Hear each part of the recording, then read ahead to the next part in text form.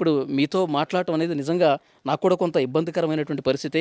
దాదాపు దగ్గర దగ్గర నెల రోజులు అవుతోంది. అయినా కూడా నెల రోజులైనా సరే మీరు ఏడుస్తానే ఉన్నారు. మరి రోజు తింటున్నారో లేదో తెలీదు. మంచినీళ్ళు సరిగ్గా తాగుతున్నారో లేదో తెలీదు. ప్రతి క్షణం ఆ జ్ఞాపకాల్లోనే ఉన్నారు. ఇల్లు కూడా ఖాళీ చేసేసి ఇక్కడికొచ్చేసారమ్మా. ఏం చెప్తారు మీరు? ఏం చెప్పలే. పుట్టడు బాకుల పాలు చేసిండు, నాకు నా బిడ్డని చంపింది కాక ఆయనకి 20 లక్షల రూపాయలు పెట్టిన నేను. పుట్టడు బాకుల పాలు అయిపోయిన ఇల్లు కాయలు కుదబెట్టి ఇల్లు అమ్ముడు పోయింది. ఇప్పుడున్నది నా బతుకు చూడు ఎట్లున్నదో, బిచ్చ బతుకు వేసిండు అది. ఇప్పటికి కూడా రిపోర్ట్లు ఇస్తలేరు. ఇప్పటికి కూడా ఆడ రిపోర్ట్లు నా బిడ్డని చంపకన్నా ముందే 5 లక్షల రూపాయలు ఆడ పెట్టిరట. ఆ పాపని చంపేస్తామని 5 లక్షల రూపాయలు. ఇప్పుడు అందరికి తెలిసిపోయింది విషయం, మీకు ఒక్కళ్ళకి తెలియలేదు. నా బిడ్డని చంపుతాని 5 లక్షల రూపాయలు ఆడ ముందే కట్టి లాయర్తో మాట్లాడుకుంటే ఈ చట్టం ఎటు పోతుంది? చట్టం ఎటు పోతుంది చెప్పు? రూపాయలకు అమ్ముడు పోతుందా చట్టం? లంచాలకు అమ్ముడు పోతుందా?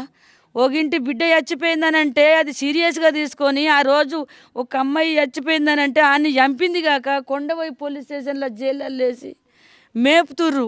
జైళ్ళల్లో ఎంత రక్షణ ఉన్నదో తెలుసా? చంపిన వాళ్ళకు 3 పొంటలు అన్నం పెడుతుర్రు.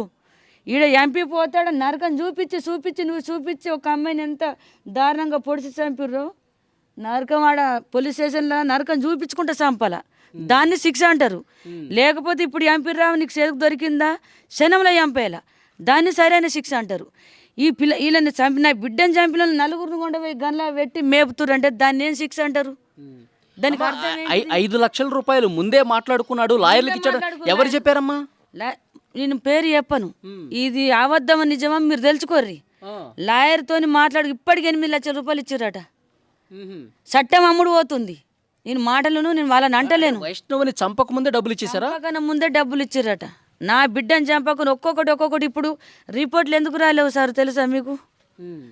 పోలీస్ స్టేషన్లకు పోతే అది సర్కారు హాస్పిటల్కి పోతే ఇవాళ ఎంత రేపు రిపోర్ట్లు వస్తాయంట. పోనీ 4 రోజులకు వస్తాయట. ఇప్పటికి నెలాయే. ఆ రిపోర్ట్లు బయట పెట్టొద్దని లంచాల మీద లంచాలు ఇస్తుర్రట. లంచాలు తీసుకునే వాళ్ళు ఉన్నారు, ఇచ్చేటోళ్ళు ఉన్నారు.